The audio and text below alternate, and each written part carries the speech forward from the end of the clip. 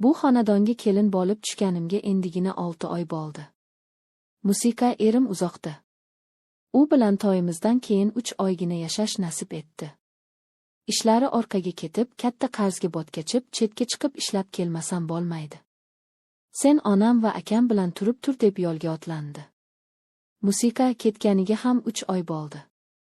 Bir oy har kuni telefon qildi. Keyin kunora, hozir esa haftada bir marta zo'r gaplashamiz. Ahvolim yaxshi, ishlayapman derdi, lekin ovozi hamgin eshitilardi. Shunday qilib bu katta hovillab yotgan uyda 3 kishi qoldik. Men 20 yoshli kelinchak, 50likni qoralab qolgan qaynonam va qaynakam. Qaynotamni hech ko'rmaganman.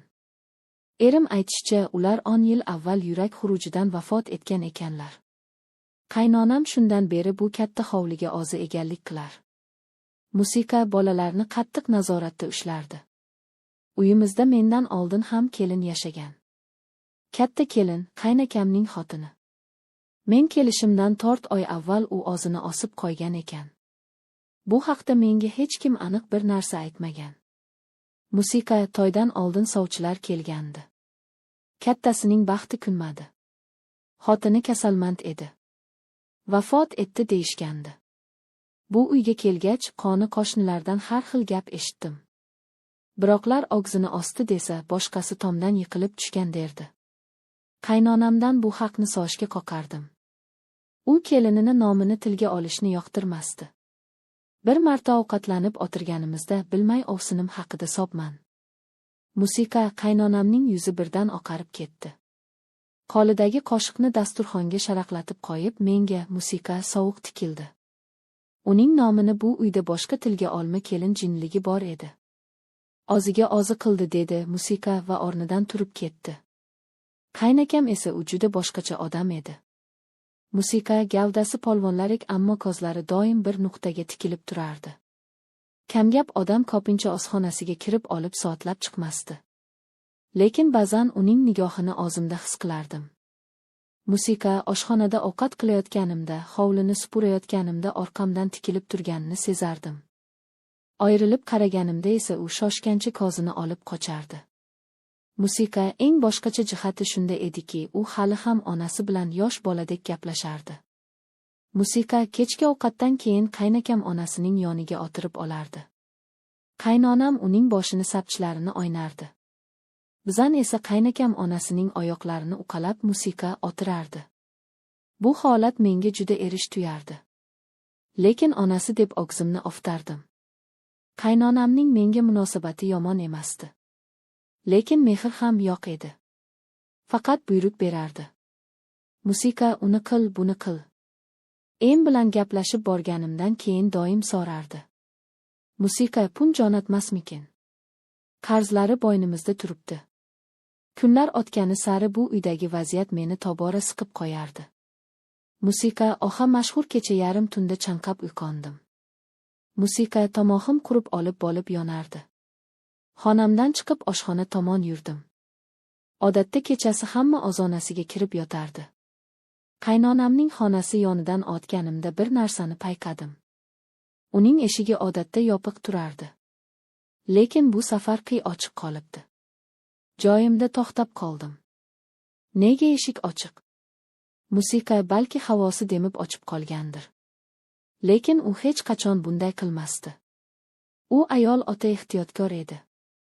Qandaydir bir yovuz kuch meni eshik tomonga tortayotgandek edi.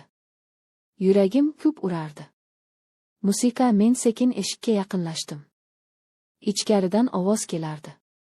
Past pichirlagan ovoz. Yo'q, bu oddiy pichir-pichir emasdi. Bu erkalash nozlanish ovozi edi. Qaynonamning ovozi. Ammo men uni umuman boshqa ohangda eshitayotgandim. U yosh qizdek nozlanib inglanardi. Sovuq ter bosib ketdi. Qaynonam xonasida kim bilan gaplashyapti?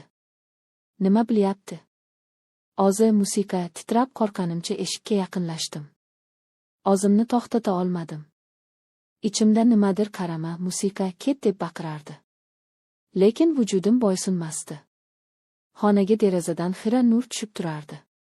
Dastlab hech narsani anglamadim. Faqat toshga qaradim, musiqa, va keyin uni tordim.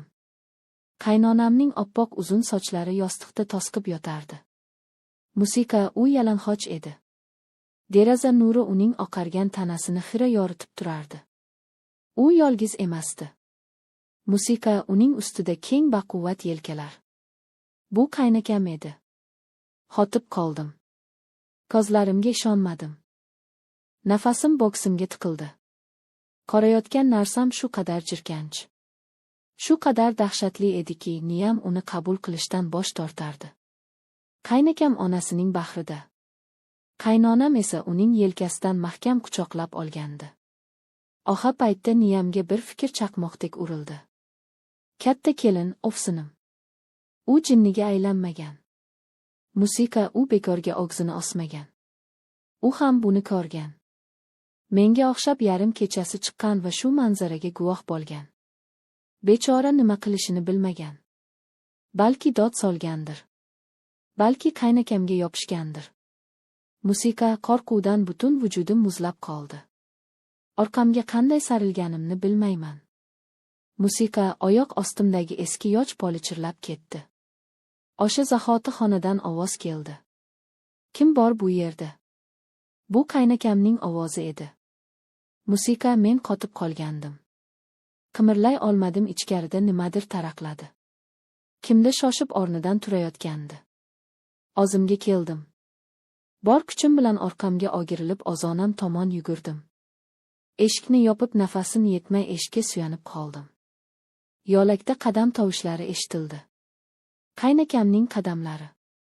Musiqa, ular to'xiri mening eshigim oldiga kelib to'xtadi.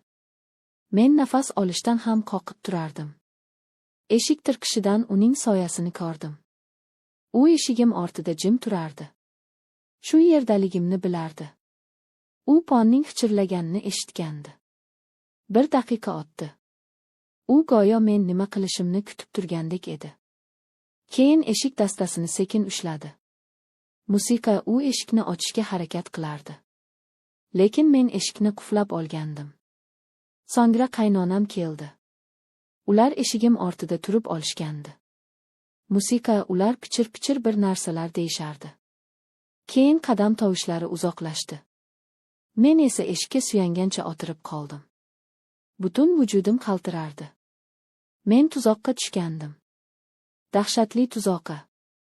Endi men nima qilaman? Musiqa, erim uzoqda, unga telefon qilib onangiz bilan akangiz shu ishni qildi deya olamanmi? U menga ishonadimi yoki meni ham aqldan ozganga chiqarishadimi? Musiqa,